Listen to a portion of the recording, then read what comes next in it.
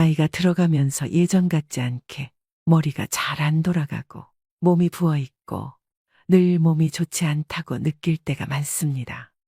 이러면 우리는 바로 나이가 들었다는 신호라고 생각하는데요. 하지만 이런 증상들은 나이 들면 당연히 찾아오는 것이 결코 아닙니다. 다만 늦기 전에 조치를 취하고 생활 방식을 바꾸라는 신호입니다.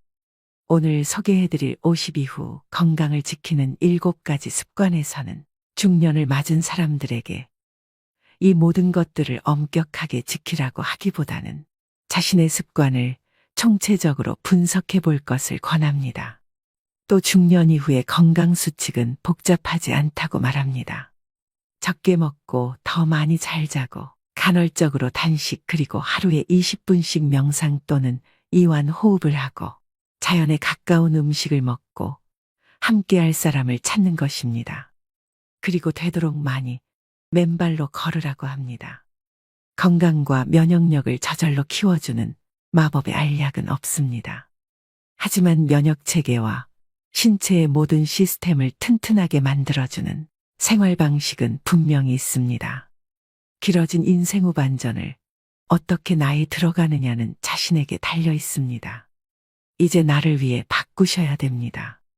50 이후 건강을 지키는 7가지 습관 바로 시작하겠습니다. 소식은 기본 중의 기본이다.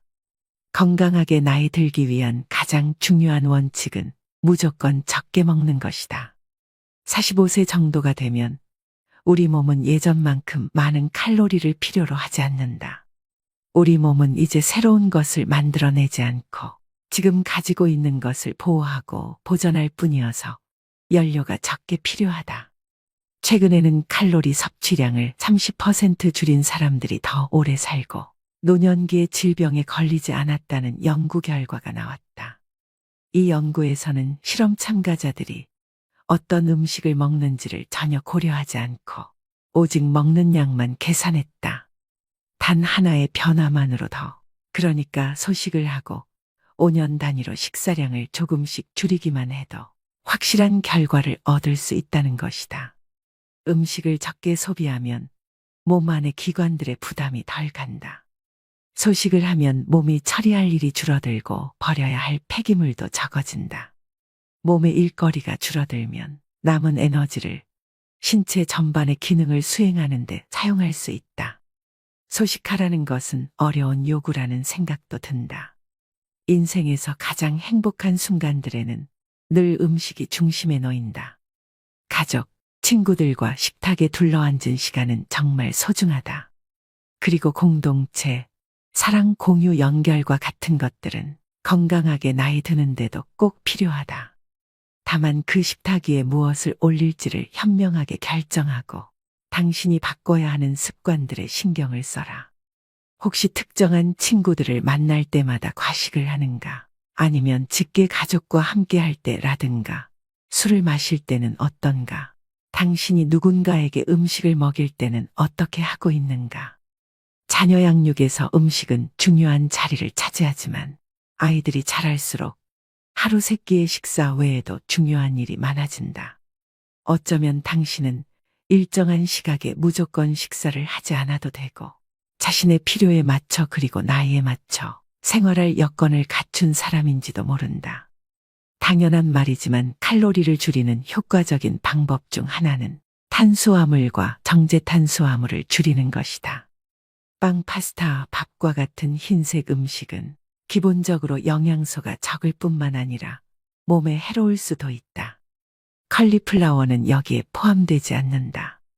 대부분의 사람은 나이가 들면 탄수화물을 잘 소화하지 못한다. 그래서 고령층의 당뇨 발병률이 높은 것이다. 탄수화물은 몸 안에 들어오면 당으로 바뀐다. 심각한 문제가 아닐 수 없다. 당뇨 위험을 낮추려면 영양가 없는 탄수화물 음식을 줄이고 영양이 풍부한 음식을 먹어야 한다. 물론 음식은 복잡하기도 하다. 사실 배가 고프다는 느낌은 다른 어떤 것이 필요하다는 신호일 수도 있다. 재미있는 일, 애정 온도, 신선한 공기, 잠, 아니면 그냥 물이 필요한 것인지도 모른다. 소식이란 당신의 몸에 민감하게 주의를 기울이는 습관적인 행동이다. 집에 들어가자마자 정말 배가 고픈 것인지 생각해 보지도 않고 부엌으로 달려간다를 경계하는 것이다. 먼저 배가 80% 정도 찰 때까지만 먹는다는 단순한 규칙을 지켜보라. 공복을 채우는 것과 바지 단추를 풀어야겠다고 느낄 만큼 배부르게 먹는 것은 다르다. 이것 하나만 지켜도 삶이 달라진다. 더 많이 더 잘 자기. 이 책의 목표 중 하나는 통증이 찾아오고 여기저기 아픈 곳이 생기기 전에 당신의 삶을 변화시키는 것이다. 나이가 들면 그날의 피로를 회복하는 양질의 수면이 퍼즐의 중요한 조각이 된다. 잠을 중요하게 지급하라. 그러면 금세 건강해지는 것을 느낀다. 우리가 나이듦의 징후로 생각하는 증상의 대부분은 우리의 몸이 규칙적이고 더 많은 그리고 더 좋은 휴식을 필요로 한다는 신호에 지나지 않는다. 밤에 잠을 못 이루거나 중간에 자꾸 깨더라도 포기하지 마라.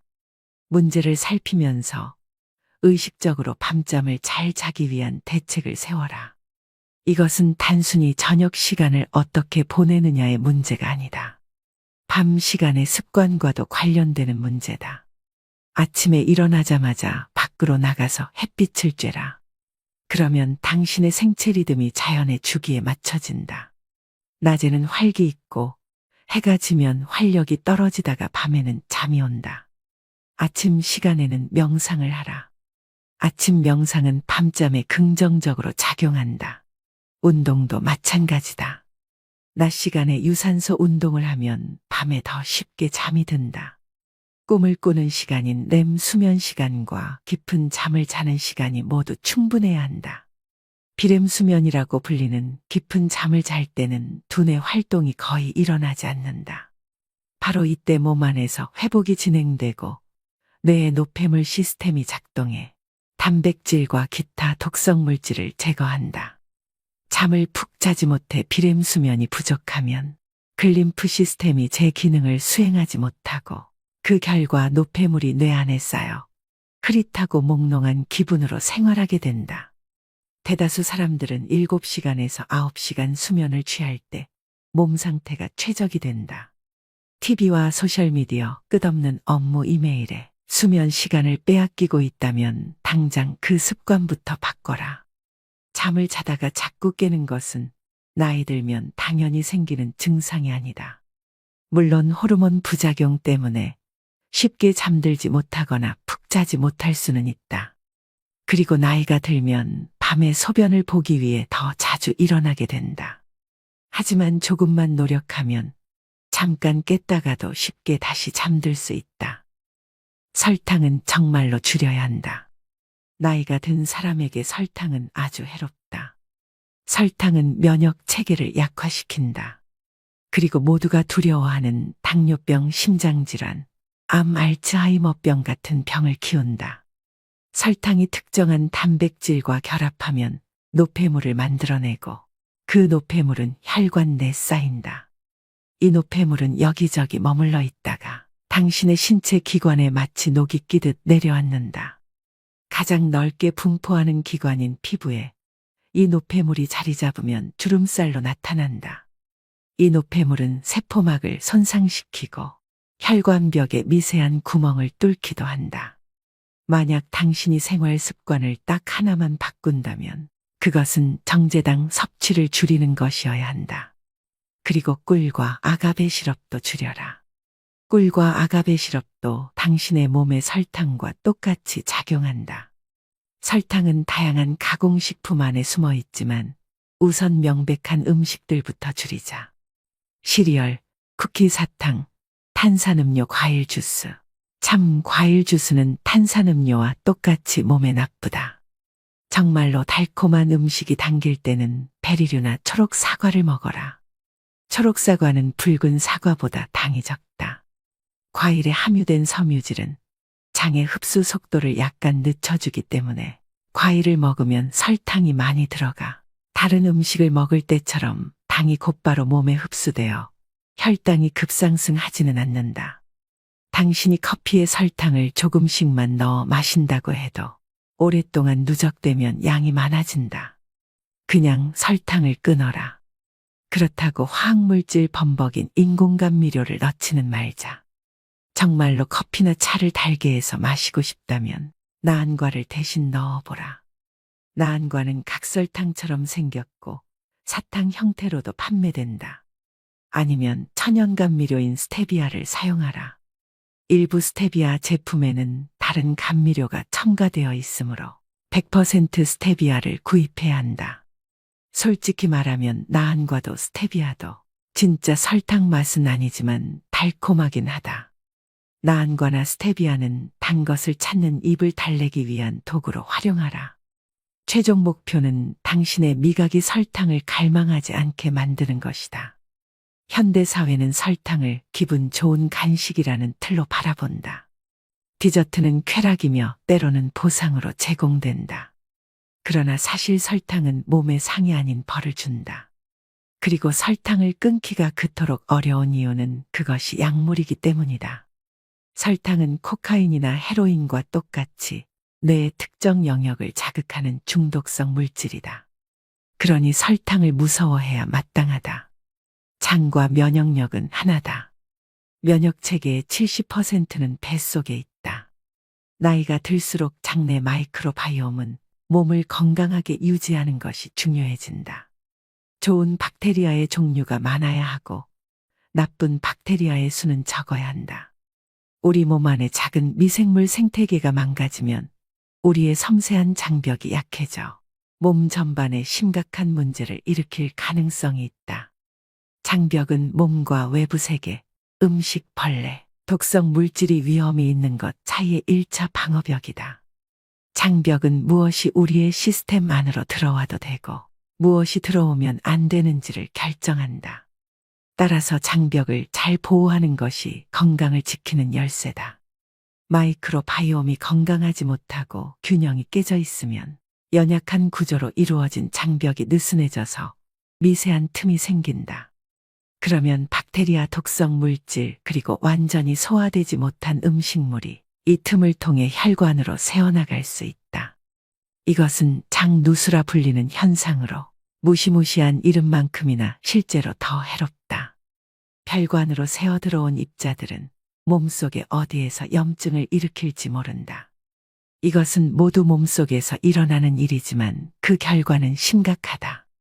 장누수가 발생하면 관절 통증, 피부 발진, 심한 기분 변화, 불안, 우울감, 눈으림, 브레인포크, 머리에 안개가 낀 것처럼 멍하면서 인지 기능과 집중력, 주의력 등이 저하되는 상태, 호르몬 문제로 이어질 수 있다.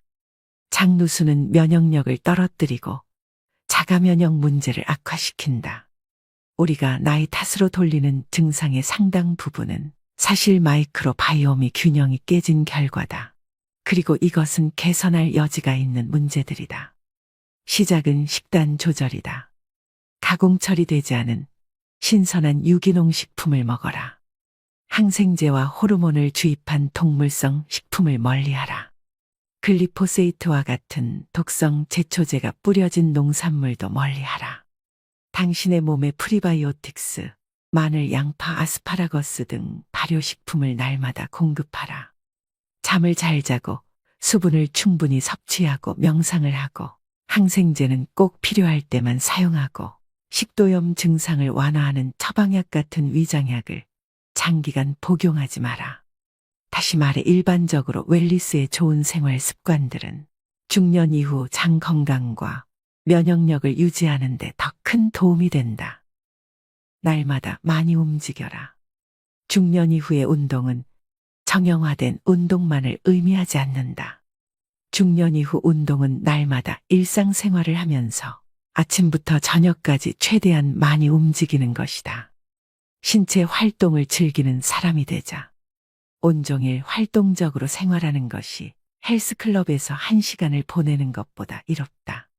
특히 헬스클럽에서 1시간을 보내지만 낮에는 책상에 앉아 있고 밤에는 소파에 앉아 있는 경우라면 물론 헬스클럽에서 하는 운동도 좋다.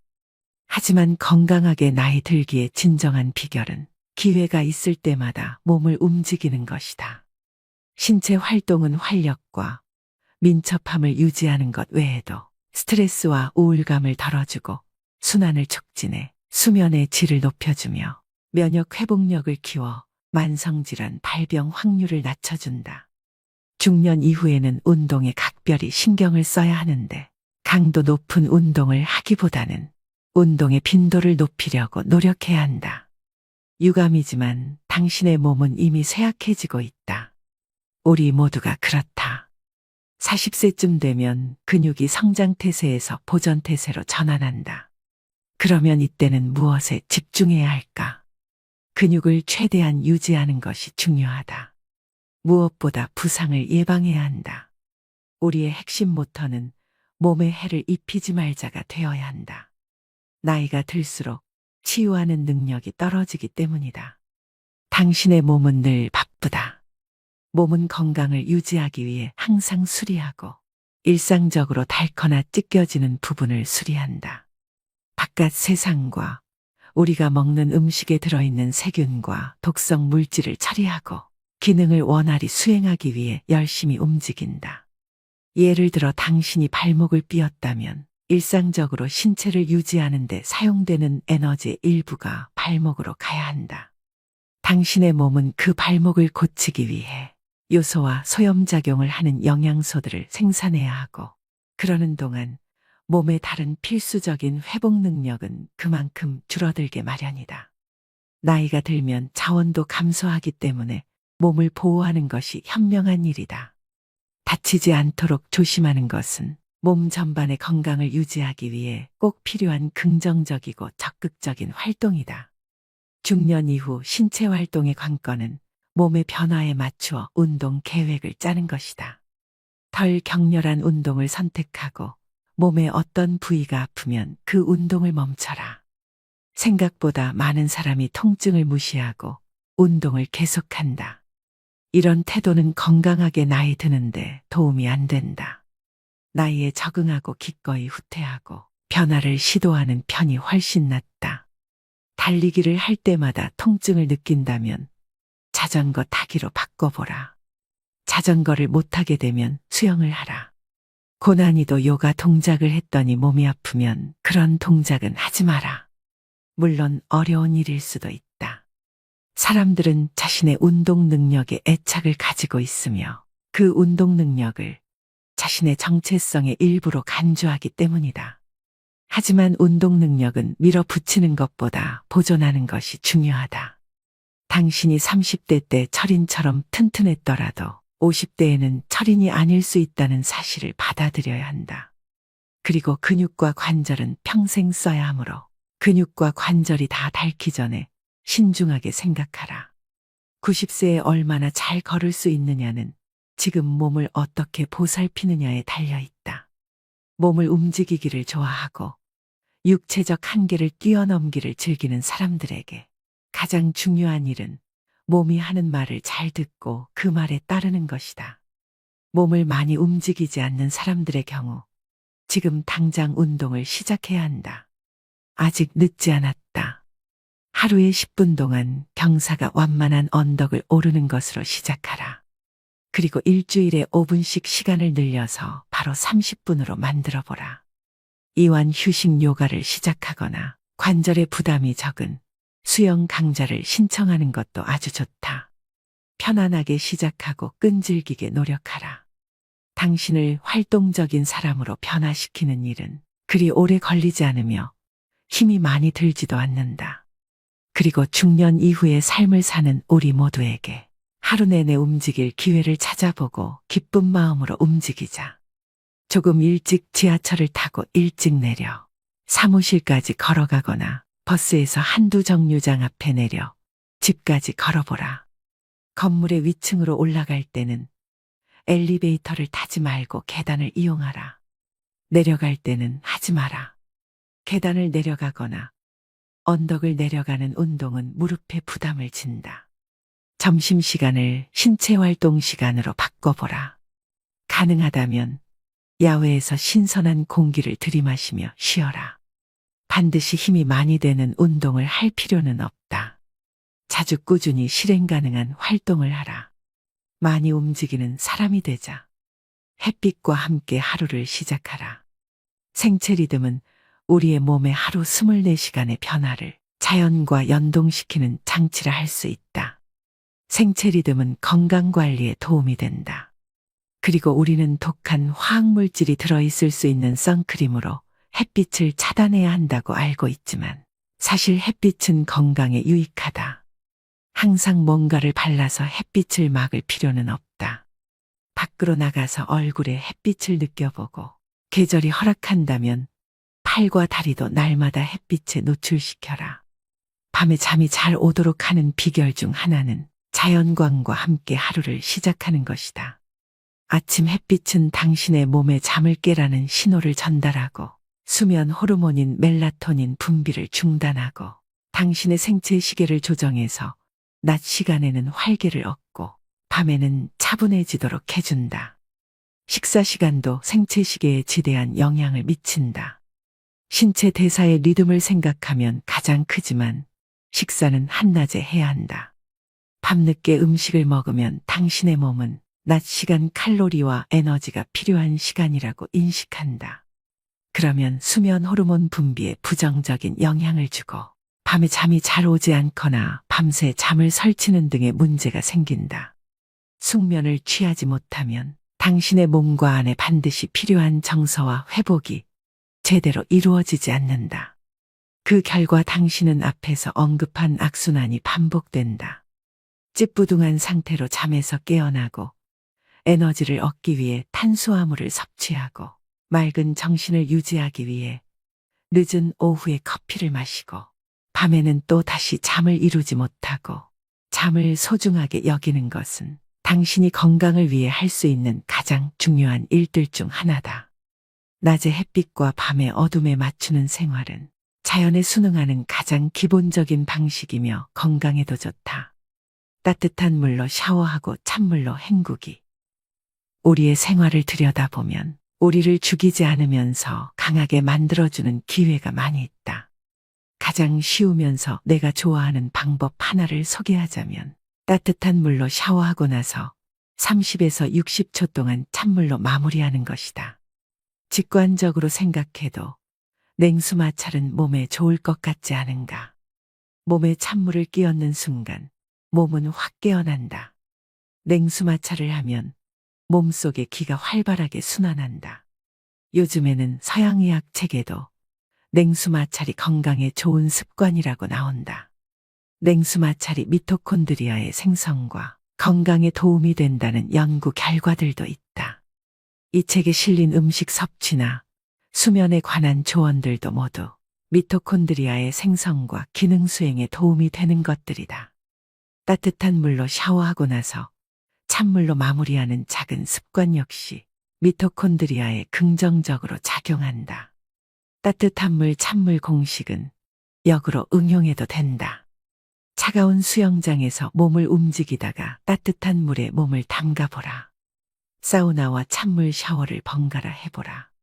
또는 겨울에 외투를 입지 말고 잠시 바깥에 나가보라. 그러면 기분이 상쾌해진다. 이렇게 차가운 공기를 잠깐 쐬어주면 몸에 좋다. 어릴 때 어른들에게 들은 말과는 다르지만 호르메시스 원리를 응용해서 몸에 다른 종류의 가벼운 스트레스를 줄 수도 있다. 짧은 단식을 하거나 잠깐씩 격렬한 신체 활동을 해보라. 가벼운 스트레스는 몸을 청소하는 자가포식을 활성화하고 세포의 기능 수행과 회복을 돕는다. 나이가 들면 세포의 기능 수행과 회복 능력이 감소한다. 우리의 몸에 짧지만 강렬한 스트레스가 가해질 때 몸은 손상된 것을 더 잘 복구한다.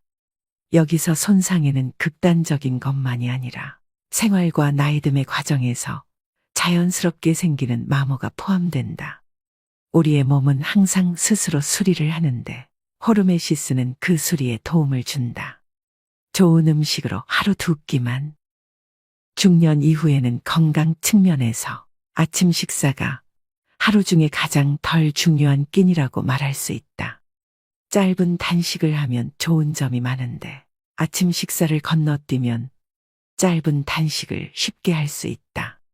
당신이 지금 단식을 하고 있지 않더라도 하루에 3번보다는 2번 식사가 유익하다. 음식을 적게 먹으면 몸에 부담이 덜 가고 처리할 일이 적고 소화 에너지를 덜 쓰기 때문에 회복과 수선에 사용할 에너지가 확보된다. 또 짧은 단식은 몸에 적당한 스트레스를 줌으로써 긍정적인 흐름의 호르메시스의 효과를 발휘한다. 작은 스트레스를 견뎌내면 우리 몸은 더 튼튼해진다. 하루 2끼 식사를 원칙으로 삼으면 몸에 부담이 덜 가고 더불어 자유롭게 쓸 수 있는 시간이 확보된다. 반드시 아침을 생략할 필요는 없다. 저녁 식사를 건너뛰어도 무방하다. 중요한 것은 이른 아침 또는 늦은 밤이 아니라 열량의 상당 부분을 소모하는 일과 시간에 음식을 섭취하는 것이다. 되도록 잠자리에 들기 3시간 전에 식사를 끝내라. 나이가 들면 생활 패턴이 바뀌기 때문에 하루 2끼 식사라는 원칙을 지키기가 쉬워진다. 당신이 부모라면 자녀가 성인이거나 10대일 경우 각자의 계획표대로 생활할 테니 하루 3번 꼬박꼬박 식사를 챙기지 않아도 된다. 그러면 당신 자신에게 필요한 생활 방식을 채택하기가 조금 더 쉽다. 하루 2끼 식사는 아주 엄격하게 지켜야 하는 원칙은 아니다. 식사는 가족의 생활이나 사교 활동의 중심으로서 매우 중요하다. 앞서 말한 대로 사랑하는 사람들과 함께하는 식사는 영혼의 영양분을 공급하며 건강하게 나이 드는데 필요한 일이다. 따라서 하루 2끼가 고정불변의 법칙은 아니지만 하루 2끼를 기본 원칙으로 설정하는 것이 바람직하다. 또 하나의 중요한 원칙은 식사량이다. 배가 꽉 찰 때까지 먹지 말고 배고픔이 달래질 때까지만 먹어라. 그리고 한 그릇 더 먹기 전에 잠시 쉬어라. 외식할 때도 소식과 영양에 신경 써야 한다. 식당에서는 동행한 사람과 음식을 나눠 먹거나 본 요리가 아닌 에피타이저를 주문하라. 당신 앞에 음식이 가득 담긴 커다란 접시가 놓여 있다면 절반만 먹고 나머지는 포장해 와서 다음날 먹어라. 소식을 하면서 당신의 기분이 어떤지 살펴보라.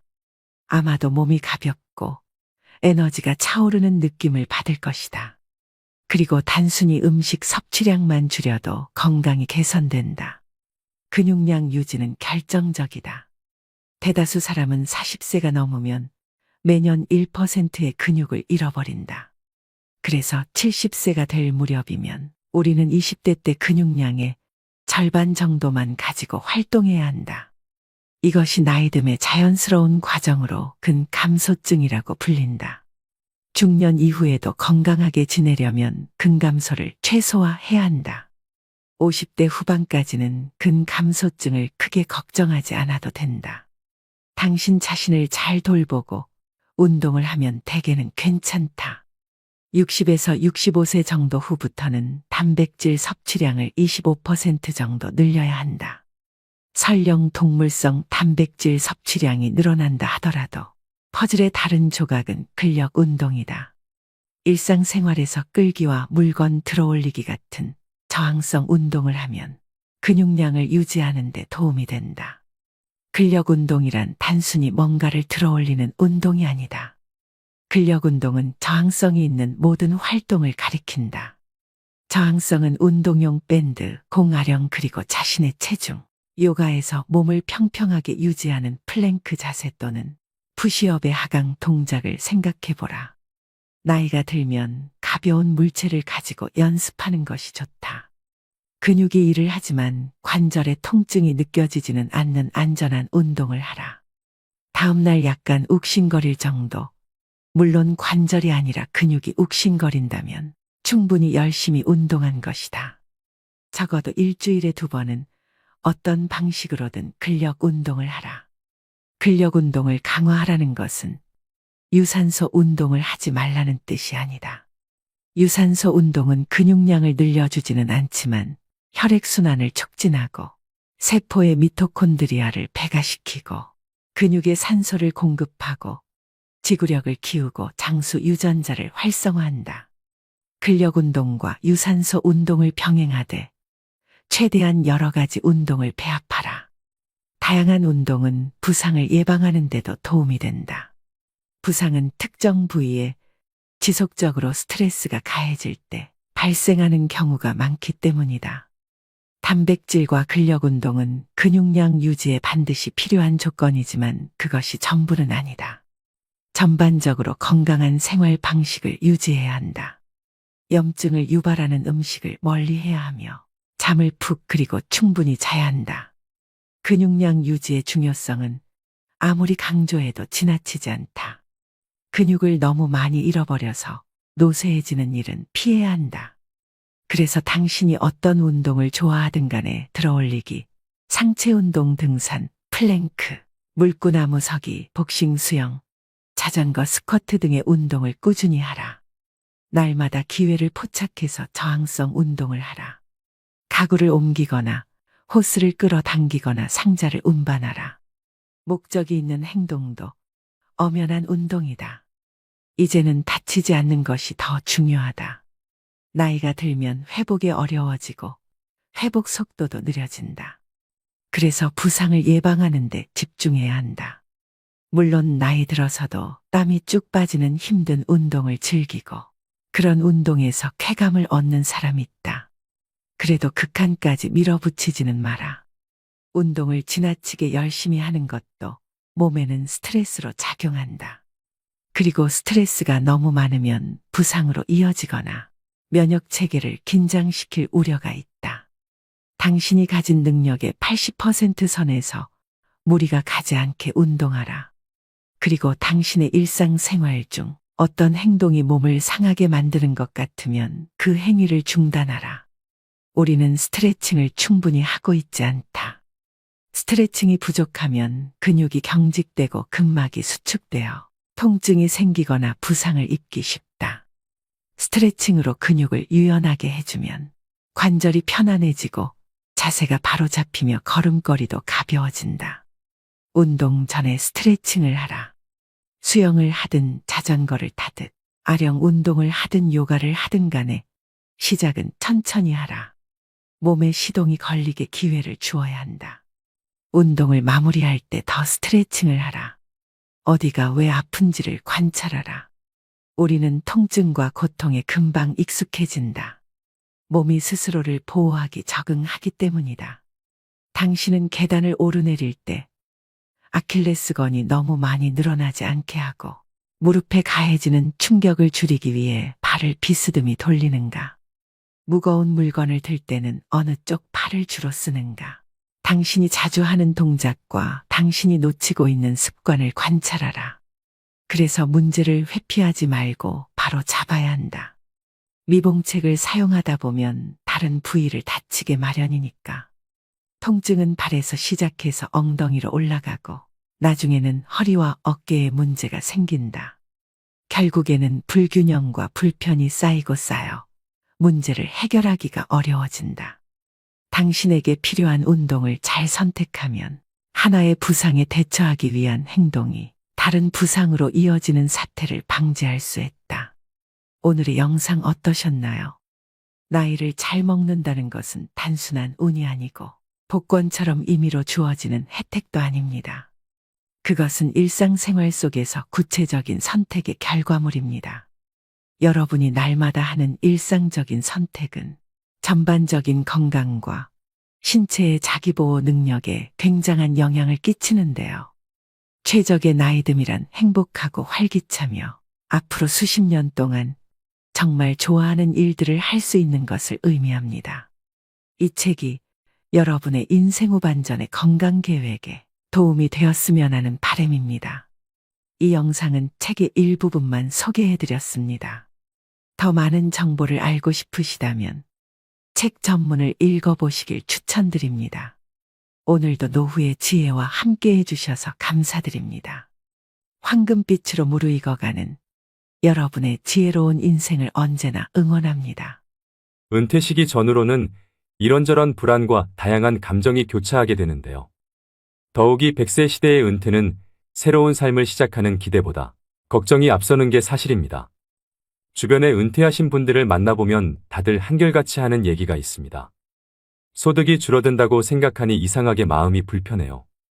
생활비는 물론이고 이런저런 명목의 돈 지출과 관련해서 배우자와 말다툼도 자주 하게 되네요. 노후에 재산이 많고 적음을 떠나 생활비 지출로 갈등을 빚는 경우도 의외로 많습니다. 우리나라 중년들의 희망 은퇴 나이는 65세인데 반해 현실은 이보다 10년 이상 빠른 50대 초중반인 것으로 조사되었습니다. 이러한 이유 등으로 노후의 적정 생활비는 평균 369만 원이지만 실제 현실은 212만 원에 불과했는데요. 더 큰 문제는 우리나라 국민 52% 정도는 노후 준비를 시작도 못한 상황이라 노년기의 생존 리스크에 그대로 노출돼 있는 실정입니다. 이처럼 성공적으로 잘 나가던 사람들도 은퇴를 하게 되면 남은 인생에 대한 불안과 경제적인 압박감으로 마음이 급해져서 돌이킬 수 없는 악수를 두는 경우가 많이 있습니다. 주변에서 말려도 나는 다르다면서 굳이 그 길을 시작하시는 분들이 계십니다. 그래서 오늘은 은퇴 전문가들이 꼽은 은퇴 후에 패인되는 지름길 5가지에 대해 알려드리려고 합니다. 은퇴 후 절대 하지 말아야 하는 첫 번째는 잘 모르는 분야에 절대 투자하지 않기입니다. 아침부터 저녁까지 밤낮 없이 회사에 매여 살다가 갑자기 아침에 갈 곳도 없고 집에 있자니 가족들 눈치도 보이고 무언가를 해야겠다는 생각이 점점 더 사람을 조급하게 만드는데요. 그래서 이 사람 저 사람 만나다가 안 해본 것에 투자하게 됩니다. 은퇴 이후 절대 하지 말아야 할 것 중 첫 번째가 살면서 한 번도 해보지 않은 것에 돈을 투자하는 것입니다. 지금 세상이 너나 할 거 없이 먹고 살기 힘든 세상입니다. 그렇다 보니 어르신들같이 순진한 퇴직자들의 은퇴 자금과 퇴직금을 노리는 사기꾼들이 천지입니다. 특히 그들이 노리는 사람은 평생 회사라는 테두리 안에서 일만 하느라 바깥 세상 물정을 잘 모르는 사람들인데요. 은퇴했거나 은퇴를 앞두고 있는 노년층 분들은 자기 은퇴 자산이 부족하다고 느끼는 나머지 자신이 잘 알지 못하는 분야에 대한 투자를 공격적으로 그리고 과감하게 하는 경향이 강합니다. 빨리 큰 효과를 거둬야 한다는 강박 때문이라고 생각되는데요. 이 시기에 가장 중요한 포인트는 은퇴 자산을 크게 불리는 것이 아니라 적정한 수익을 거두면서 잘 지키는 것입니다. 투자 사기를 치는 사람들의 언변은 그 누구도 따라갈 수 없습니다. 투자자의 주머니 속에서 돈이 나오게 만들려면 얼마나 말을 잘할까요? 모르는 사람이든 지인이든 상관없이 누군가로부터 귀가 솔깃한 투자 권유를 받는다면 먼저 그 사업이 성공 가능한 것인지 충분히 생각하고 알아보셔야 합니다. 다시 한번 강조드립니다. 은퇴 자금을 지키는 제1원칙은 바로 모르는 분야에 투자하지 마라, 아는 것에 투자하라입니다. 반대로 생각해보면 나 스스로 아는 것이 많다면 남들보다 투자를 할 수 있는 분야가 다양해지고 보다 안정적인 자금 운용이 가능해질 수도 있다는 의미겠지요. 평생 모아둔 노후 자금과 퇴직금을 날린다면 노후의 삶이 무너지는 일입니다. 젊어서야 그 돈 날려도 다시 일어설 시간이 있지만 우린 맨 땅에서 다시 시작하기엔 남은 시간이 너무 빠듯합니다. 그래서 은퇴를 목전에 두고 있거나 하신 경우라도 경제 공부가 반드시 필요한 이유입니다. 은퇴 후 절대 하지 말아야 하는 두 번째는 준비 안 된 창업하지 않기입니다. 은퇴 후 재취업의 대안으로 창업을 고려하는 경우가 많습니다. 은퇴 후 마냥 놀 수는 없으니 뭐라도 빨리 하고 싶은 마음은 10분 이해하지만 그렇다고 무작정 사업을 시작하시면 안 됩니다. 창업은 취업보다 훨씬 더 많은 준비가 필요하고 시간도 그만큼 오래 걸리는데요. 은퇴 후 재취업이 어려운 상황에서 평생 모아두었던 노후 자금을 창업 비용으로 투자하게 됩니다. 그렇지만 대부분의 사람들은 창업 아이템이 독창적이지 못하고 벼락치기로 준비하다 보니 쉽게 의지하는 것이 바로 프랜차이즈입니다. 한 집 건너 한 집이 치킨집 커피숍이 된 이유이지요. 더 큰 문제는 이처럼 창업률이 높은 업종이 폐업률도 높다는 점입니다. 은퇴 후 창업은 자아 실현이나 꿈을 이루기 위한 경우도 있겠지만 대부분은 생계가 목적입니다. 창업할 수밖에 없는 상황이라면 잘 될 거라는 안일한 생각은 접고 안정적인 수익 창출을 위해 많은 노력을 기울이셔야 합니다. 그렇다면 창업에 실패하지 않으려면 어떻게 해야 할까요? 간단하게 3가지로 말씀드리겠습니다. 먼저 첫 번째는 충분히 창업 준비가 되었는지 검토하셔야 됩니다. 준비되지 않은 창업은 시행착오를 가져오고 경제적으로 큰 손실을 가져옵니다. 이 단계에서는 창업 목적과 재무 상태, 창업 집중 여부, 그리고 노후 준비 등 다양한 조건을 고려하셔야 됩니다. 두 번째는 소자본으로 시작하셔야 됩니다. 은퇴 후 창업의 최우선 조건은 창업 비용의 적정성인데요. 큰 성공보다는 일하는 보람과 안정적인 수익의 목표를 두는 것이 좋습니다. 퇴직금을 비롯해 노후 자금을 창업에 투자할 경우 실패 시 회복이 어려우니 감당할 만한 예산 범위 내에서 할 수 있는 창업 아이템을 선정해야 합니다. 세 번째는 잘 알고 좋아하는 일을 하셔야 됩니다. 우리가 살아가는 궁극적인 목적은 행복입니다. 노후에는 조금 덜 벌더라도 일 자체에서 큰 스트레스를 받지 않아야 합니다. 그래야 시간이 지날수록 일 자체에서 기쁨과 보람도 느낄 수 있는데요. 단순히 남들이 하니까 또는 너무 유행을 타는 업종을 선택하기보다는 자신에게 강점이 있고 오랫동안 지속 가능한 업종을 선택하는 것이 좋습니다. 창업 준비 전 반드시 확인해야 될 세 가지를 말씀드렸는데요. 이렇게 준비해도 생기는 게 창업 리스크입니다. 그럼에도 나는 정말 내 사업을 해보고 싶다 하시는 분들은 원하시는 사업 업종에서 실제로 일을 해보시는 걸 추천드립니다. 커피 가게를 열고 싶으시면 커피 가게 아르바이트부터, 편의점을 차리고 싶으시면 편의점 아르바이트부터, 그렇게 1, 2년 정도 실제 현장은 어떤지, 자신이 생각하는 만큼의 수익 구조가 가능한지 직접 경험해보시고, 그래도 해야겠다는 확신이 생길 경우에 자기 사업을 시작해도 늦지 않다고 생각합니다. 은퇴 후 절대 하지 말아야 하는 세 번째는 욕망을 자극하는 말에 귀 기울이지 않기입니다. 지금 이 순간에도 수없이 많은 분들이 질 나쁜 사기를 당하고 있습니다. 특히 그 돈이 은퇴 노후 자금이라면 더더욱 안타까움을 더할 수밖에 없는데요. 은퇴 후에는 사회와 단절되어 현실감이 떨어지거나 순간적인 인지부조화 등으로 판단력이 취약해질 수 있기 때문에 사기꾼의 표적이 되기 쉽습니다. 사기꾼들은 사람의 욕망을 자극합니다. 좋은 차, 비싼 옷과 번듯하게 차려진 사무실로 사람의 마음을 흔들고 욕망의 불을 지핍니다. 어르신들의 노후 불안감을 이용하는 천하의 나쁜 사람들이지요. 그렇다면 어르신들이 속기 쉬운 금융사기 수법의 특징에는 어떤 게 있을까요? 금융감독원에서 2년간 어르신들에게 접수된 피해 신고 제보 건 중 자주 발생하는 사기 수법 특징 3가지를 공개하였습니다. 첫째는 오프라인 투자 설명회를 활용합니다. 디지털 기기에 익숙하지 않은 어르신들은 온라인보다 오프라인 투자 설명회를 선호하시는 경우가 많습니다. 이러한 특성을 이용해서 사기 업체들은 전국 각지에서 투자 설명회 등을 개최하여 전도유망한 사업을 진행하고 있다며 어르신들을 현혹하는데요. 사업은 주로 일반인들이 검증하기 어렵거나 생소한 내용인 경우가 대부분입니다. 둘째는 평생연금처럼 확정 수익을 지급한다고 현혹합니다. 노후 대비가 되어 있지 않거나 미래 현금 흐름이 불확실한 어르신들이 표적입니다. 실제로 일정 기간 동안은 약속한 확정 수익을 지급하며 믿음을 주어 지급한 배당금도 재투자로 이끌어내는 방식을 사용한다고 합니다. 셋째는 모집수당을 미끼로 유인합니다. 어르신들은 주로 오랜 기간 신뢰를 쌓아온 지인 또는 가족 등의 말을 별다른 의심 없이 믿고 투자한다는 점을 이용하여 업체들은 고객의 모집수당을 주면서 주변 지인, 가족 등에게 투자를 권유합니다. 이는 전형적인 불법 피라미드 다단계 방식이라고 볼 수 있습니다. 고수익에는 항상 그에 상응하는 높은 위험이 따른다는 평범한 진리를 명심할 필요가 있습니다. 고수익 무위험의 확실한 투자처가 존재한다면 업체 혼자 수익을 독차지하려고 하지 절대로 불특정 다수를 대상으로 모집수당 등을 지출하면서 투자금을 모집하지 않겠지요. 결국 돈은 스스로가 관리해야 합니다.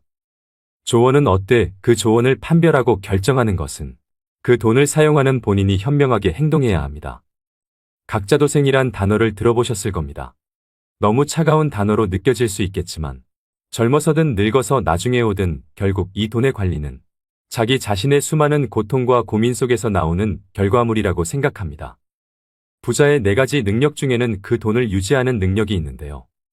돈을 벌고 모으는 능력도 중요하지만 돈을 유지하는 능력은 반드시 배우고 지니셔야 됩니다.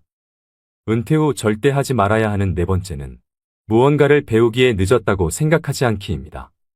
노후 준비를 망치는 또 다른 생각은 무언가를 배우기에는 늦은 때라고 인지하는 것입니다. 중장년이시라면 100세 시대에 이제 겨우 반을 사신 것뿐입니다. 머리가 굳고 습득이 느리기 때문에 혹은 이 나이에 배우는 것은 큰 의미가 없다는 생각을 하는 경우가 많은데요. 요즘엔 노후 연령이 늘어나는 만큼 제2의 직업이나 취미를 갖는 것이 매우 중요합니다.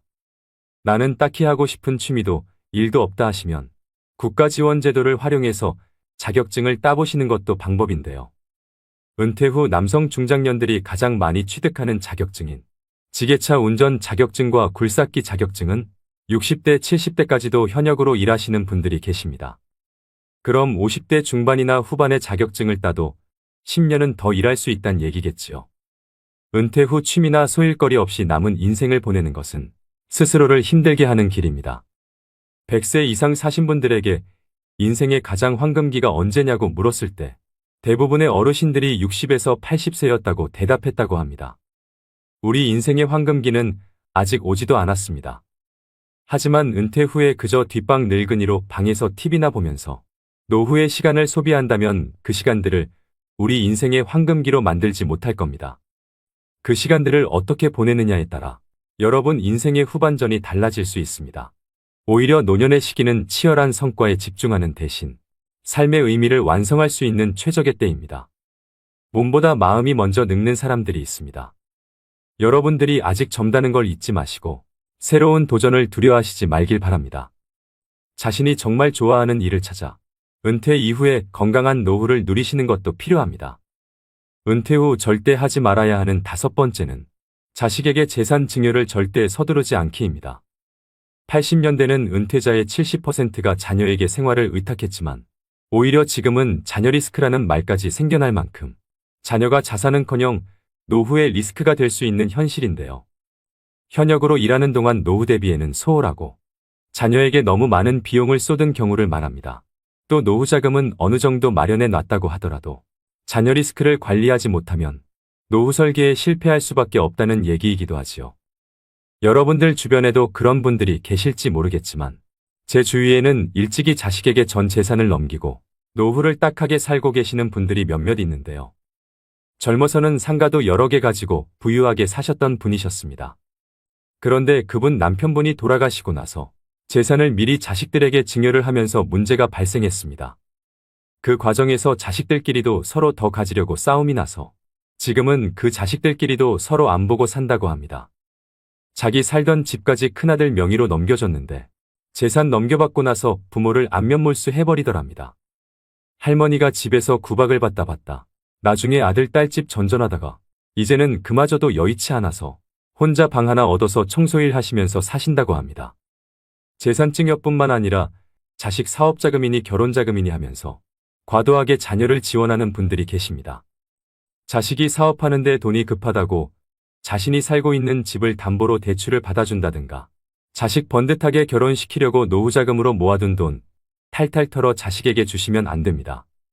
자식은 나이가 60, 70을 먹어도 자식이라고 남들보다 더 챙겨서 시집 장가 보내고 싶은 마음도 알겠고 사업자금 쪼들여서 고생하는 거 보면 어떻게든 도와주고 싶은 마음도 알겠지만 자신이 가진 재산을 올인하시는 건 절대 안 됩니다. 물론 자녀를 리스크라고 부르는 주장에 동의하시지 않는 분들도 계시겠지만 한 번쯤은 생각해 보셔야 되는 현실적인 문제입니다. 자식 사랑에도 절제가 필요합니다. 자녀 리스크를 줄일 수 있는 가장 기본적인 방법으로 모든 것을 책임져 주려고 하기보다는 자녀 스스로가 한 사람으로 성장하도록 지켜보면서 도와주는 역할 정도를 감당하고 부모도 정서적 경제적으로 계속 노후를 준비하셔야 됩니다. 오히려 빨리 선을 그어주어야 그 안에서 자기의 길을 준비할 수 있게 됩니다. 그리고 그 이상 해주지 못하는 것에 대해서 부모가 미안해할 필요도 없습니다. 부모와 자식 서로가 독립된 존재로 온전히 서 있는 사람이 되면 됩니다. 늙어서는 돈을 꼭 움켜쥐고 계셔야 합니다. 명심하셔야 합니다. 증여는 죽기 직전에 해도 늦지 않습니다. 은퇴 후에 하면 폐인되기 딱 좋은 5가지에 대해서 말씀드렸습니다. 마음이 급하면 귀를 닫게 되고 인생 망치는 결정을 할 수 있습니다. 급할수록 돌아가라는 말이 있듯이 말씀드린 리스크를 항상 유의하시고 천천히 노후 준비에 대해 공부하면서 한 걸음 한 걸음 앞으로 나아가셔야 합니다. 그렇다면 은퇴 후 30년 이상의 노후 준비에 꼭 필요한 항목들은 무엇일까요? 은퇴연구소에서는 노후 준비에 OF가 필요하다고 하는데요. F로 시작하는 5가지가 행복한 노후를 만들어준다고 합니다. 먼저 첫 번째는 돈 파이낸스입니다. 노후에는 국민연금과 퇴직연금 그리고 개인연금의 3층 연금으로 노후의 월급인 연금 준비가 필요합니다. 또 노후 준비는 빠르면 빠를수록 좋고 현역으로 오래 일해서 전략적으로 노후 준비를 하셔야 됩니다. 여기서 반드시 확인해야 하는 부분이 퇴직연금과 개인연금은 수령받는 금액과 수령할 수 있는 기간이 있다는 점입니다. 죽을 때까지라는 모호한 기간을 예측할 수 없기 때문에 수령 기간이 짧으면 많은 금액을 받을 수 있지만 본인이 생각한 것보다 더 오래 산다면 퇴직연금과 개인연금은 고갈됩니다. 그래서 추가로 주택연금을 가입하시는 분들이 최근 많이 늘었습니다. 100세 시대에 늙는 것도 서러운데 금전적인 문제까지 늙어서 해결해야 한다면 더 서글퍼지지 않을까 생각합니다. 노후에는 집 한 채보다는 현금 흐름이 나오는 연금이 중요해서 3층 연금으로 노후의 월급인 연금을 반드시 준비하셔야 됩니다. 두 번째는 건강 피트니스입니다. 건강하게 신체 나이를 줄여주는 가장 확실한 방법이 바로 마음 습관입니다. 즉 스트레스 관리법인데요. 웃으면 복이 와요가 아닙니다. 웃으면 건강해집니다. 돈으로는 살 수 없지만 인체에서 특정 조건에서 생성되는 강력한 암치료제가 바로 엔돌핀, 세로토닌과 도파민입니다. 나이 들수록 많이 웃고 사셔야 됩니다. 그리고 나이가 들면 찾아오는 고질병이 있습니다. 고혈압, 고지혈, 당뇨인데요. 히포크라테스가 말하길 음식으로 고치지 못하는 병은 약으로도 고치지 못한다는 말이 있습니다. 약에 의존하기보다는 같은 값이라면 저염식 건강식으로 균형 잡힌 규칙적인 식사가 더 도움이 됩니다. 또 가까운 거리는 걸어 다니시고 대중교통을 애용하는 습관이 오래 사는 지름길입니다. 돈, 배우자 그리고 좋은 친구가 있다 하더라도 건강이 없다면 모든 것을 잃어버린다는 걸 명심하셔야 됩니다. 세 번째는 소일거리 필드입니다. 소득을 올리는 일거리뿐 아니라 은퇴 후 남는 시간을 보람차면서도 재미있게 보낼 수 있는 소일거리를 의미하는데요. 100세 시대인 만큼 은퇴 후 3, 40년을 어떻게 보낼 건지 은퇴 전에 미리 준비하고 노후에는 자신이 감당할 수 있는 비용도 고려하면서 취미를 만드는 게 좋습니다. 직장 다닐 때는 직장이 필드겠지만 은퇴한 후의 필드는 달라집니다. 파크골프나 글쓰기, 그림 그리기 같은 취미 활동이나 봉사활동 등으로 바뀌는데요. 이때 다시 한번 강조드리는 점은 꼭 소득을 얻기 위한 일자리가 아니더라도 내 시간을 의미 있게 보낼 수 있는 소일거리를 찾아야 노후에 많은 시간을 알차게 보내실 수 있습니다. 네 번째는 친구 프렌즈입니다. 돈 있고 할 일이 있어도 친구가 없으면 재미없는 삶이 될 수밖에 없습니다. 노년기에는 가족과 친구, 지역사회와의 관계를 유지하는 것이 정서적 안정과 삶의 만족도에 중요합니다. 정기적인 사회적 활동은 고립감을 줄이고 행복감을 증진시키는데요. 봉사활동이나 동아리 활동 그리고 종교 모임 등에 참여하면 새로운 사람들을 만나고 의미 있는 활동에 참여하실 수 있습니다. 노년이 되면 마음이 경직되게 마련입니다. 이럴 때 마음이 젊고 신세대처럼 행동하는 친구와 어울리시는 걸 추천드립니다. 다섯 번째는 재미펀입니다. 돈도 소일거리도 어느 정도 있고 사랑하는 배우자와 자녀, 그리고 좋아하는 친구들이 있다면 부러울 게 없습니다. 인생이 재미있고 즐거울 것입니다. 열심히 일한 당신 떠나라. 이 말보다 더 좋은 말이 어디 있을까요? 어떻게 하면 노후에 재밌는 시간을 보낼 것인지를 연구하고 실행하셔야 됩니다. 아는 것은 좋아하는 것만 못하고 좋아하는 것은 즐기는 것만 못하다는 말이 있습니다. 무엇이 그리 바쁘답시고 재미있는 영화 한 편 못 보는 인생을 과연 재미있는 인생이라고 할 수 있을까요? 재미없는 인생은 재미없는 영화 이상으로 지루하기만 할 것입니다. 90세, 100세까지 살아야 하는 인생을 재미있는 인생으로 만드는 것은 바로 나 자신입니다. 오래 살아도 말씀드린 OF가 갖춰져 있지 않다면 그 사람의 노후는 적막강산일 수밖에 없습니다. 은퇴는 누구나 꺼립니다. 그렇지만 피할 수 없는 것이 은퇴이기도 하지요. 피할 수 없다면 즐기셔야 합니다. 기왕이면 은퇴 후 30년, 40년을 잘 보낼 수 있도록 노후의 오박자, 즉 OF를 잘 준비하시길 바랍니다. 오늘의 영상 어떠셨나요? 돌다리도 두들겨보고 건너라는 말이 있습니다. 100세 시대는 긴 여정인 만큼 무조건 돈만 보고 무리한 재취업이나 공격적인 투자를 하기보다는 건강을 해치지 않고 할 수 있는 일인지 또 좋아하는 일인지를 꼼꼼히 따져보고 노후 준비를 시작하셨으면 좋겠습니다. 지금 은퇴하는 세대는 평균적으로 자유롭게 쓸 수 있는 30년 이상의 시간을 갖습니다. 그렇기 때문에 안도감과 행복감을 갖고 시작하는 사람이나 걱정과 불안감을 갖고 시작하는 사람이나 모두 미래는 불확실성 속에 있는 것은 마찬가지인데요. 그러니 다가오는 노후를 너무 불안해하지 마시고 지난 30년을 불확실성 속에서 개척해왔듯이 앞으로 남은 노후 30년도 개척하시면서 살아야 합니다. 누구나 다 늙습니다. 자연의 섭리이고 공평한 시간 법칙입니다. 누구나 윤택한 노후를 보내고 싶어하는 마음을 가지고 있습니다. 시작하지 않으면 아무것도 되지 않는다를 명심하시고 안정적인 노후를 위해 또 준비하셔야 됩니다. 노후 준비는 그게 무엇이 됐든 생각이 아니라 하는 것부터 시작입니다. 오늘도 노후의 지혜와 함께 해주셔서 감사드립니다. 황금빛으로 무르익어가는 여러분의 지혜로운 인생을 언제나 응원합니다. 여러분의 나이가 이미 건강 수명을 넘어 80세에 이르렀다면 어떻게 사는 게 바람직할까요? 지금은 100세 시대라고 할 만큼 수명이 길어진 것은 기쁜 일일 수도 있겠으나 실은 조금 걱정되는 점도 있습니다. 왜냐하면 많은 고령자들이 오래 살아야 한다는 강박에 사로잡혀 있기 때문인데요. 여러분은 다음 문항을 보시면 어떤 생각이 드시나요? 사실은 먹고 싶지만 건강에 해롭다니까 참는다. 몸을 움직이기 힘든데 건강을 위해 무리하여 운동한다. 효과를 느끼지 못하면서도 오래 살려는 마음에 계속 약을 먹는다. 전부 맞는 이야기라고 생각되시나요? 나이가 들수록 건강에 해로운 건 피하고 건강에 이로운 것은 꾸준히 실천하는 게 당연하다는 생각이 드는데요. 하지만 건강을 위해 했던 이러한 일들이 80세가 넘은 사람이라면 전부 자제할 필요도 무리할 필요도 없다고 합니다. 그래서 오늘은 우리의 일반적인 상식과는 다른 이야기를 해보려고 합니다. 80세의 벽이라는 책이 있는데요. 저도 50대인데다 부모님 두 분 모두 80대시다 보니 관심이 가더라고요. 그래서 이 책을 읽어보니 지금까지 부모님을 대했던 저희 태도는 순전히 내 관점이었구나 하는 반성을 하게 됐습니다. 또 일반적으로 알고 있었던 상식을 뒤집는 부분들이 많아서 앞으로 노후를 생각해야 되는 우리 50대, 60대 분들에게도 도움이 되겠구나 싶어 이 책을 소개해드립니다.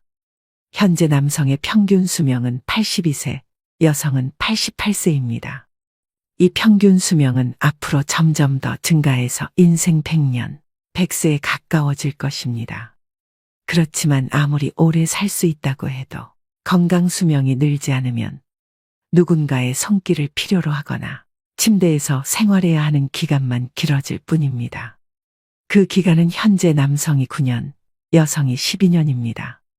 건강하지 못해도 오래 살고 싶다라고 생각하는 사람도 있을 테지만 가능하면 힘차고 건강하게 살아야 됩니다. 80세 이후는 70대와는 완전히 다릅니다. 어제까지 가능했던 일이 오늘은 안 되는 상황을 수없이 맞닥뜨립니다. 컨디션 난조를 겪는 일도 잦아집니다. 무거워서 드는 것조차 못하게 되는 암담한 순간을 맞게 되는 나이입니다. 또 치매인가 라는 생각에 자신감을 잃는 일도 있을 겁니다. 리모컨을 어디에 뒀는지 기억조차 없는 당황한 상황을 자주 겪기도 하는데요. 배우자나 가까운 사람의 죽음을 경험하면서 하루아침에 고독이나 절망에 사로잡힐지도 모릅니다. 순식간에 생로병사의 거대한 벽이 거친 파도처럼 덮쳐오는 것이죠. 이처럼 80세의 거대한 벽을 제대로 넘지 못하면 노년의 생활은 말 그대로 지옥이 되는 건데요. 반대로 말하면 우리가 이 80세의 벽을 잘 넘게 되면 행복한 20년의 노후를 보낼 수 있다는 얘기이기도 합니다. 여러분은 행복한 노후와 불행한 노후, 어느 쪽을 선택하시겠습니까? 오늘은 이 책을 바탕으로 80세의 벽을 잘 넘는 방법을 6가지로 나눠서 소개해드리겠습니다. 80세의 벽을 넘어서는 방법 첫 번째, 자식보다 배우자가 낫다. 나이 들어 함께 여생을 보내고 싶은 누군가가 생긴다면 재혼도 행복의 선택지 가운데 하나가 될 수 있는데요. 하지만 재산이 있는 부모라면 자녀들이 재혼을 반대하고 재산이 없는 부모라면 자녀들이 축복한다고 합니다. 왜 그럴까요? 재산이 있으면 어차피 상대방의 목적은 재산이니까라며 자신에게 돌아올 유산의 몫이 줄기 때문에 반대하고, 반대로 재산이 없으면 좋은 사람을 만나서 참 다행이에요. 외롭지 않고 행복한 노후를 보낼 수 있겠어요라고 한다고 합니다. 하지만 머릿속 한구석에는 부모님의 돌봄을 기대하는 계산도 들어있기 때문이죠. 70대 전반까지는 재혼이사가 있으면 자녀들을 설득해서 재혼하는 사람도 많지만 이처럼 80대가 되면 자녀들의 반대에 꺾이는 사람이 늘어납니다. 그래서 결국 재혼을 포기하고 외롭게 지내다가 노쇠해져서 돌봄을 받으며 생활하게 되죠. 그렇다고 재혼은 반대라고 했던 자녀가 돌봄을 책임지는 것도 아닙니다. 나이 들어서 병들고 아프면 자식들은 소용없고 결국 배우자밖에 없습니다. 실제로 어떤 연구에 따르면 60대 이상을 대상으로 조사한 결과 배우자와 함께 하는 사람들이 가장 행복감을 느끼고 삶에 더 많은 가치를 부여하며 살고 있다고 하는데요. 그래서 아무리 자식이 효도를 한다고 해도 배우자만 못하다는 겁니다. 내가 외롭고 아플 때 옆에서 지켜주는 사람은 배우자지. 가까이 살아도 쉽게 얼굴도 안 보여주는 자식들이 아니라는 겁니다. 몸이 아파서 급하게 보호자와 동행해서 병원을 방문해야 되는 일이라도 생긴다면 매번 자식들에게 부탁하기도 눈치 보입니다. 또 멀리 살고 있다면 급한 일이 있을 때 큰 힘이 못 됩니다. 미운정 고운정으로 같이 살고 있는 배우자만큼 남은 인생의 소중한 동반자는 없다는 얘기입니다. 그러니 배우자가 살아있을 때 서로에게 최선을 다하며 지내야 합니다. 만약 여러분에게 물려줄 정도의 자산이 있다고 하더라도 추억을 만드는 데 쓰거나 자기 행복을 위해 쓰도록 해야 됩니다. 80세가 넘은 고령자는 지금 당장 병이 들고 움직이지 못하게 된다 해도 전혀 이상할 것이 없습니다. 내일 죽게 될지도 모를 일입니다. 그러니 후회 없는 시간을 보내야 합니다. 물론 자녀를 위해 재산을 남기는 그 자체에서 행복감을 느끼시는 분들도 있으실 겁니다. 하지만 노후의 최고 자산은 추억입니다. 서서히 몸이 약해지고 행동 반경이 좁아지다가 결국 마지막에는 침대에서 보내는 날이 많아집니다. 이때 버팀목이 되어주는 것이 바로 그때 참 즐거웠는데라는 추억들입니다. 재산을 자녀에게 남기기 위해 자신이 하고 싶은 일을 참는 것만큼은 절대 하지 말아야 합니다. 80세의 벽을 넘어서는 방법 두 번째, 할 수 있는 일은 포기하지 않는다. 이제 80세가 됐으니 무리하지 말아야지 하면서 그동안 해왔던 일들을 그만두시는 분들이 많습니다. 하지만 가지고 있는 능력을 유지하는 것은 80세의 벽을 넘기 위해 꼭 필요한 자세인데요. 스스로 할 수 있는 일들을 제대로 안 하고 멈추는 순간 순식간에 늙고 세상과 이별할 수 있습니다. 그래서 80대가 돼도 운전면허증을 반납하지 마시고 운전이 가능하면 계속 하시라고 권해드립니다. 고령자는 인지기능이 저하되어 운전하면 위험하다라고 단정짓는 행위는 완벽한 차별이라고 생각되는데요. 20살 대학생이 고급 외제차를 타고 고속도로를 폭주하다가 사망사고를 내면 큰 뉴스거리가 되지 않지만 80의 남성이 경자동차로 아내를 병원에 데리고 가다가 사고를 내면 비난을 받습니다. 실제로는 24세 미만의 운전자가 사고를 내는 비율이 더 높은데도 고령자에게만 위험 딱지를 붙이고 있습니다. 80대가 교통사고를 내면 언론에서는 큰일이라는 식으로 기사를 냅니다. 이러한 사회 분위기와 더불어 나이 들어 운전면허증을 자진 반납하면 지원금을 주는 제도가 있다 보니 면허증을 반납하시는 분들이 많습니다. 하지만 아직 충분히 운전을 할 수 있는데도 허둥지둥 면허를 반납할 필요는 없습니다. 반납해버리고 나면 6년 후에 돌봄을 받게 될 위험이 2.2배나 증가한다고 하는데요. 이처럼 건강을 위해서라도 가능하다면 운전을 계속 하셔야 됩니다. 운전뿐만 아니라 80대에도 배우고 싶은 것이 있다면 적극적으로 배우셔야 하고요. 건강한 노후 생활을 보내는 가장 중요한 방법 중 하나가 노후에도 배움을 지속하는 건데요. 80세가 넘었다고 집에만 계시는 것은 수명을 단축시키는 가장 안 좋은 방법입니다. 마음 맞는 친구를 만나든 취미 생활을 즐기시든 무언가에 흥미를 가지고 몰두하시는 것이 좋습니다. 80세의 벽을 넘어서는 방법 세 번째. 참지도 말고 무리하지도 말자. 80세가 넘어 사망한 사람을 부검하면 대부분 몸에서는 암이, 뇌에서는 알츠하이머 병변이 발견된다고 합니다. 하지만 생전에 이러한 사실을 몰랐던 사람도 적지 않습니다. 나이가 들면 몸에 여러 개의 병의 씨앗을 지니고 살아갈 수밖에 없습니다. 병의 씨앗이 언제 싹을 틔울지는 아무도 알 수 없는데요.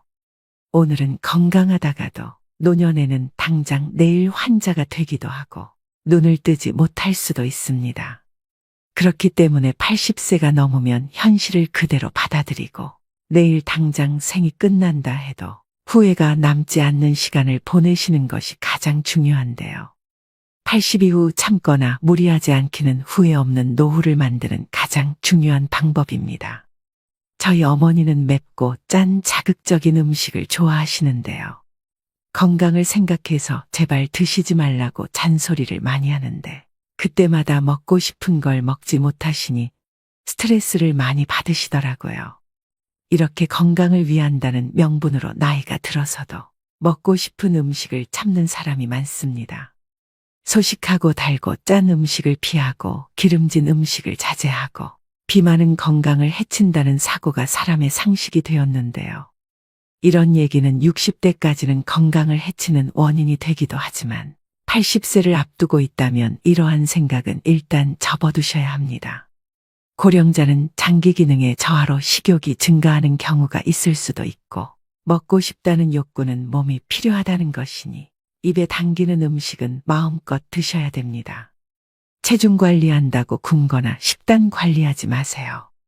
살이 좀 찐 사람이 오히려 더 오래 산다는 통계도 있습니다. 먹고 싶은 음식을 참으며 체중 조절하기는 스스로 수명을 깎는 행위입니다. 채식이 좋다고 매일 풀만 드시지 마시고요. 나이 들수록 단백질 섭취가 가장 중요하기 때문에 고기를 많이 드셔야 합니다.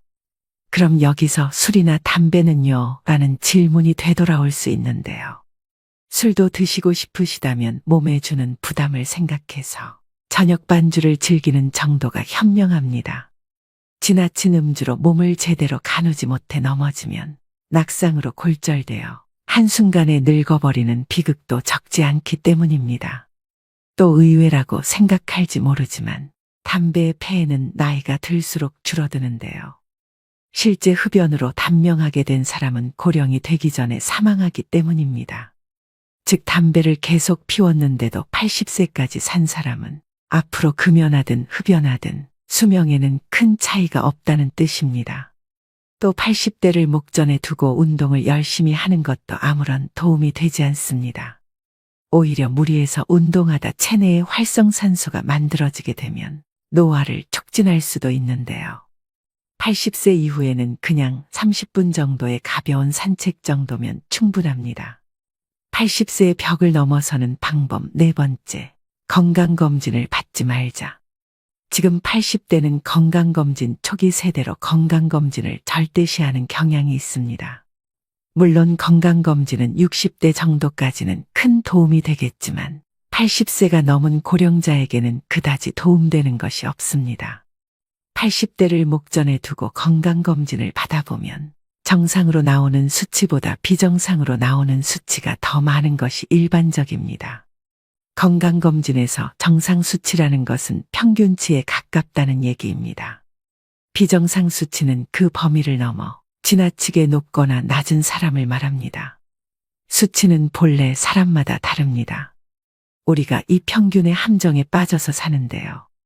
체질이나 환경에 따라서도 다르고 나이에 따라서도 다르며 체형이나 생활 습관에 따라서도 다릅니다. 어디까지가 정상이고 어디까지가 비정상인가가 문제가 아니라 정상치라도 병에 걸리는 사람이 있고 비정상치라도 병에 걸리지 않는 사람이 있다는 겁니다. 80세가 넘어서도 문제없이 사는 사람은 그 자체가 건강하다는 증거입니다. 다시 말해서 정상이라는 증거죠. 그런데 의사가 환자를 보지 않고 수치만 보고서 진단을 내린다면 어떻게 될까요? 정상치에 맞추도록 약을 처방한다면 답은 명확합니다. 환자는 지금의 건강과 기력을 잃게 됩니다.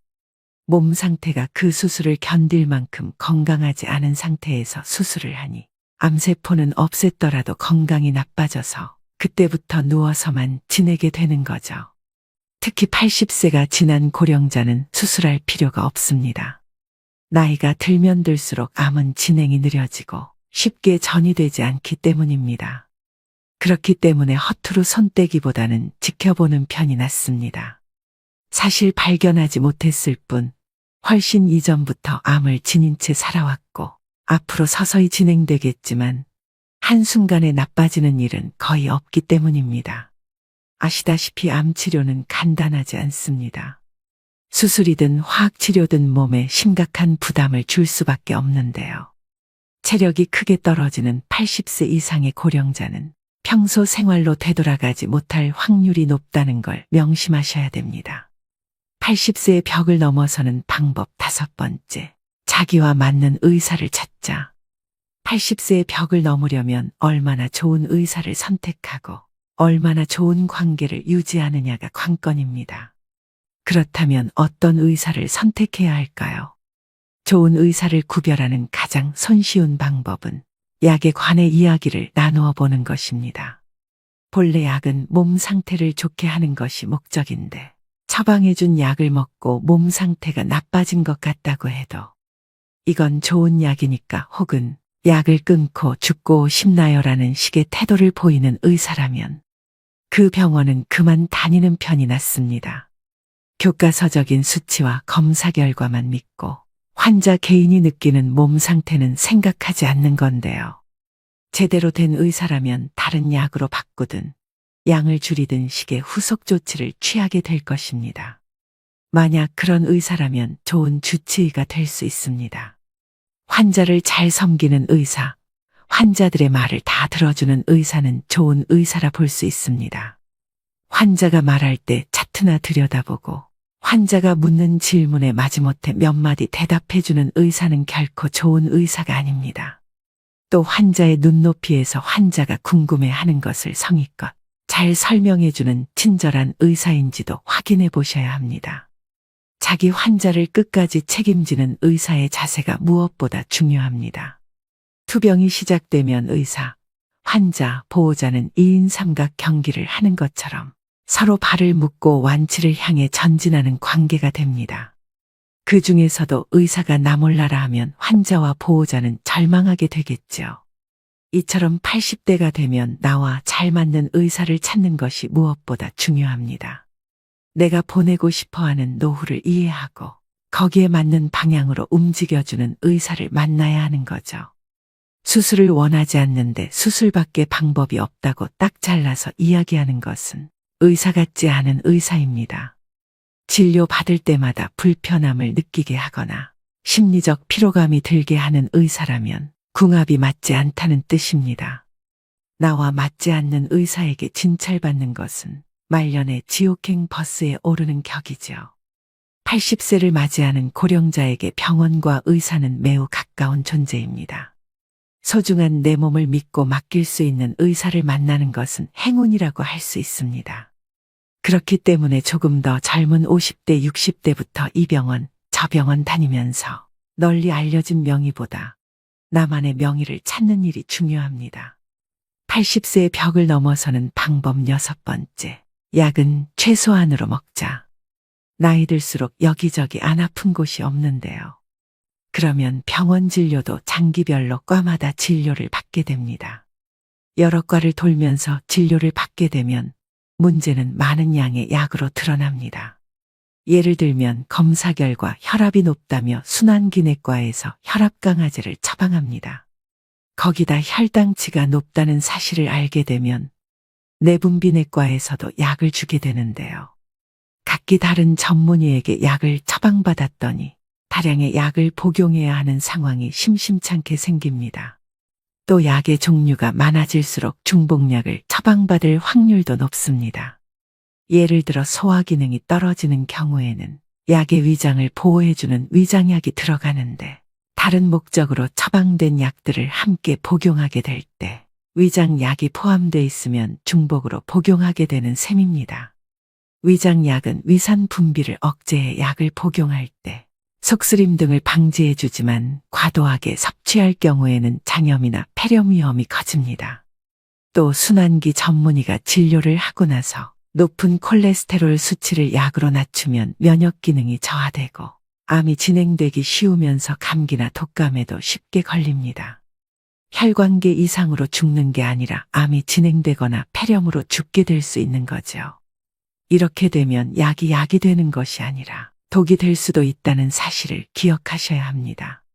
이런 장기별 전문 진료 체계는 60대까지는 효과가 있지만 80대 전후에는 별로 도움이 되지 않습니다. 특히 고령자일수록 많은 약을 함께 쓰면 문제가 됩니다. 물론 꼭 먹어야 하는 약도 있으므로 모든 약을 끊을 수는 없지만 일상생활의 활동 수준을 방해하지 않도록 최소한에 머물러야 합니다. 머리가 아프면 두통약을 먹고 위가 아프면 위장약을 먹으면 됩니다.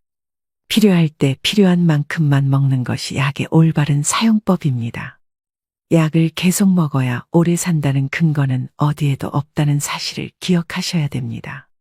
오늘의 영상 어떠셨나요? 80세의 벽은 높고 두꺼우나 벽을 넘는 방법 6가지를 소개해드렸습니다. 종합적으로 강조드리고 싶은 것은 싫은 걸 억지로 참지 말고 좋아하는 일을 하는 것입니다. 아무리 후회해도 지난 날은 돌아오지 않습니다. 내일 일은 아무도 모릅니다. 내일은 내일의 바람이 붑니다. 그것이 인생입니다. 그러므로 자신의 인생을 있는 그대로 받아들이기만 하면 됩니다. 어떤 것이라도 두려워하거나 걱정하지 마세요. 원하는 일을 하고 먹고 싶은 음식을 먹고 만나고 싶은 사람을 만나고 하고 싶은 말을 하면서 살면 됩니다. 이것이 행복한 노후와 불행한 노후를 가르는 기준입니다. 불량 노인이어도 됩니다. 사람 좋은 척하면 건강이 불량해집니다. 여태까지 사람들의 눈치를 살피고 사양하느라 하고 싶은 일을 참으며 살아오셨을 겁니다. 그런데 80세가 넘어 참거나 무리하게 되면 몸과 마음이 지치고 건강이 나빠집니다. 지금까지 애쓰고 고생하며 살아왔으니 앞으로는 원하는 대로 살아보셔야 합니다. 80세가 넘은 고령자라면 그렇게 살아도 됩니다. 인생에는 다양한 의미의 오르막과 내리막이 있지만 오르막에서도 내리막에서도 행복은 생각하기 나름입니다. 행복이란 무엇인가에 대한 답은 사람마다 다르겠지만 최고의 행복은 다름 아닌 즐기는 능력이 아닐까 싶습니다. 즐길 수 있어야 진정한 100세 인생입니다. 80세의 벽을 넘어서 앞으로 20년 하루하루 새로운 도전을 즐기셨으면 좋겠습니다. 오늘도 노후의 지혜와 함께 해주셔서 감사드립니다. 황금빛으로 무르익어가는 여러분의 지혜로운 인생을 언제나 응원합니다.